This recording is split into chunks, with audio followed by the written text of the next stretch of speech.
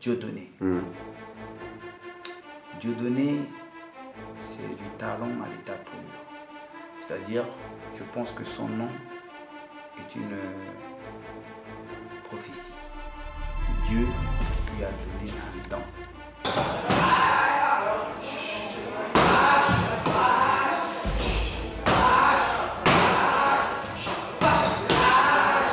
Dieu.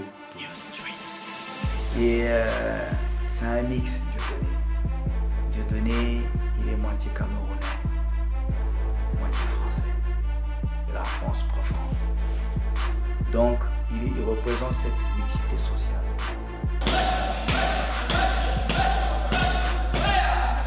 Et après, d'un coup, on a vu Dieudonné se détacher et puis devenu aujourd'hui l'axe du mal du showbiz, du système. Et j'ai été responsable de sa sécurité au Zénith. D'accord, et notamment à la Main d'Or pendant presque une année.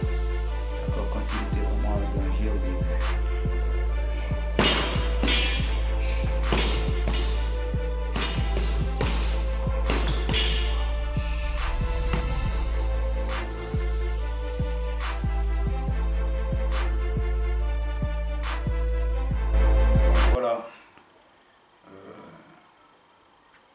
Je pense que les gens, ils ont suivi un peu mes actualités depuis quelques années. Les gens, ils savent très bien mon soutien envers Dieudonné. Je ne l'ai jamais caché.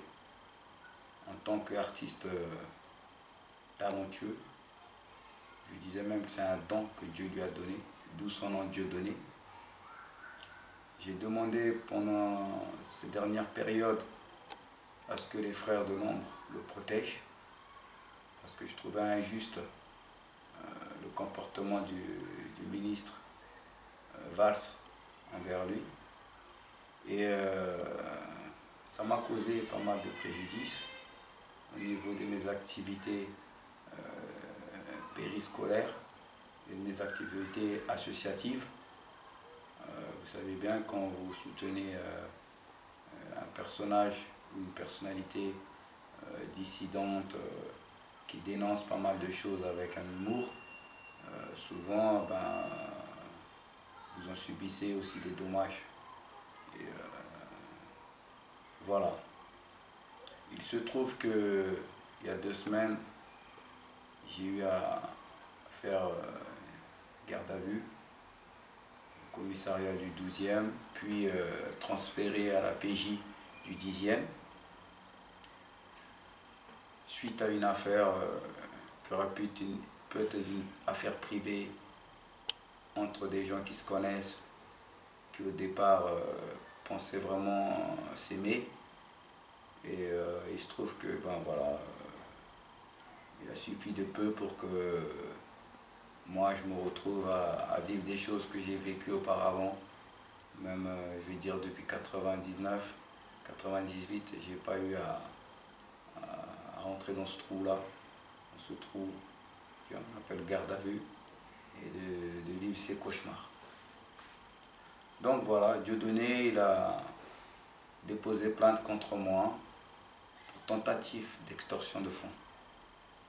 Avec plein de choses, je laisse l'affaire qui suit son cours par la voie qu'il a choisie lui-même, la voie de la justice. Ça, je pense qu'il croit maintenant à la justice de ce système qui s'oppose complètement.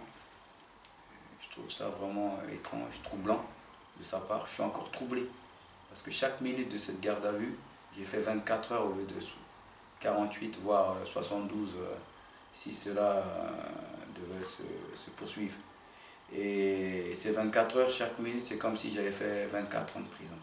Toute ma vie, c'est tout mon dévouement envers des causes a failli être remis en question. Mais ce n'est pas le cas. C'est pas le cas et Dieu merci. Je suis surpris, choqué et troublé de ce comportement. Je sais pas. Mais je sais aussi que on arrive à tout confondre à un moment donné. quand on se sent harcelé ou quand on se retrouve dans la peau d'une victime et, et on peut croire que tout le monde est son ennemi à un moment donné. Et donc, je trouve dommage cette manque de considération, de reconnaissance, encore une fois de plus, mais surtout de considération. C'est un espèce de mépris de par ce que je représente, la couleur noire, donc une communauté qui subit déjà des problèmes de stigmatisation, de me confondre à mon âge comme ces jeunes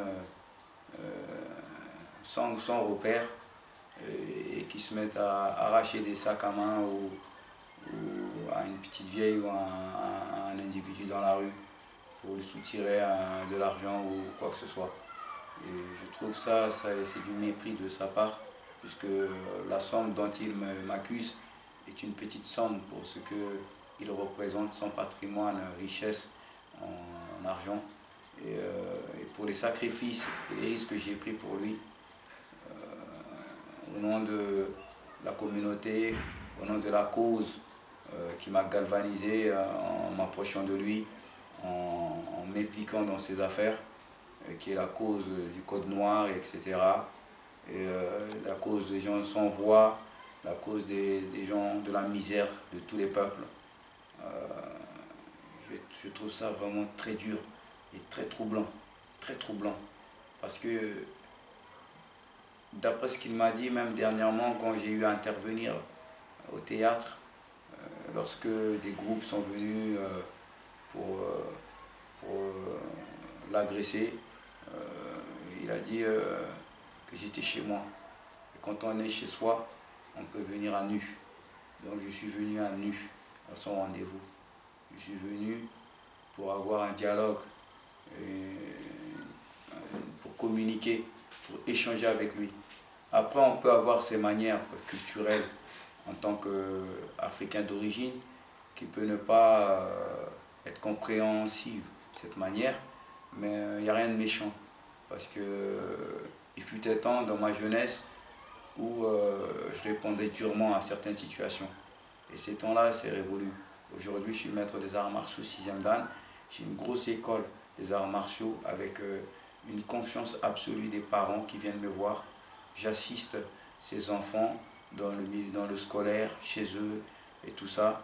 Et je ne peux pas me permettre aujourd'hui de me réduire à ce point-là, d'aller braquer un frère ou une personnalité ou un personnage que j'estimais était victime d'un système.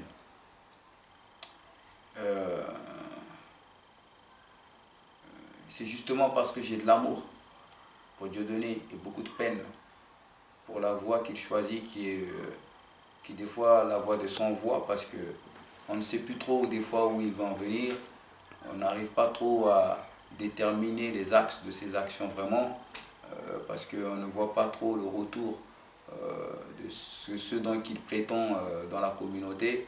La communauté est toujours dans le même état, la souffrance des quartiers, les douleurs des parents, et tout ça. Et on a essayé. Dieudonné m'a demandé de présenter des projets pour la communauté. J'ai présenté des projets culturels pour créer des centres culturels, des centres commerciaux culturels, pour essayer de renouer un peu avec nos valeurs, etc. C'était des sommes énormes et il était prêt à financer ces projets-là, d'après ce qu'il disait. Donc c'est vraiment troublant de voir que pour 5 000 €, je me retrouve dans un trou à rats. C'est là où vraiment on ne considère pas les gens. J'aurais préféré qu'on me saute dessus à plusieurs, qu'on m'arrache mes habits et qu'on me fasse du mal physiquement, que de me faire vivre ça moralement. Surtout qu'on a eu un accord oral et moral, que pour les activités, les interventions qu'on a fait récemment, on allait être rémunéré en conséquence. Donc même mes alentours, les gens qui l'ont protégé, qui sont fichés aujourd'hui à cause de ça, ils sont choqués, ils sont troublés. Et ils ont du mal à se contenir. Et c'est ce que je leur demande, de garder, de préserver leur dignité. Donc, de reculer de tout ça, de s'éloigner et d'observer de nouveau à distance. Cette affaire, c'est comme si Soral appelait Valls pour dire voilà, j'ai un problème avec Kouchner, est-ce que le ministère de l'Intérieur peut intervenir? Donc, c'est un peu le serpent qui se mord la queue. Et la résistance, je ne pense pas que tous les grands hommes de la résistance, comme les gens que je respecte beaucoup, sont d'exception de race, qui ont fait des choses en France, qui ont laissé leurs traces, comme Coluche, Resto du Cœur, comme l'abbé Pierre que j'ai croisé sur des programmes d'alphabétisation qu'on a fait sur des projets de la musique, Emmaüs, les soupes populaires, les balavoines, et après si on remonte au Malcolm X, tous ces grands leaders qui sont nés, qui sont morts pauvres mais riches par la pensée, l'idéologie et le combat. Martin Luther King, qui a fait rêver toute l'Amérique que les Afros ils allaient sortir de leur précarité un jour. Toutes ces prières, toutes ces révélations que les grands hommes nous ont laissées, tous ces sacrifices que les Sankara, les Lumumba, les Boganda nous ont laissés comme héritage d'esprit. Je pensais retrouver ça dans le frère Dieudonné et dans une forme de dissidence, afin qu'on puisse prendre en considération aussi la France ou le peuple d'en bas. Et aujourd'hui, j'ai vraiment le doute. Et il n'y a que le temps qui me fera penser ou croire autre chose. Donc je laisse le temps au temps. Et voilà quoi.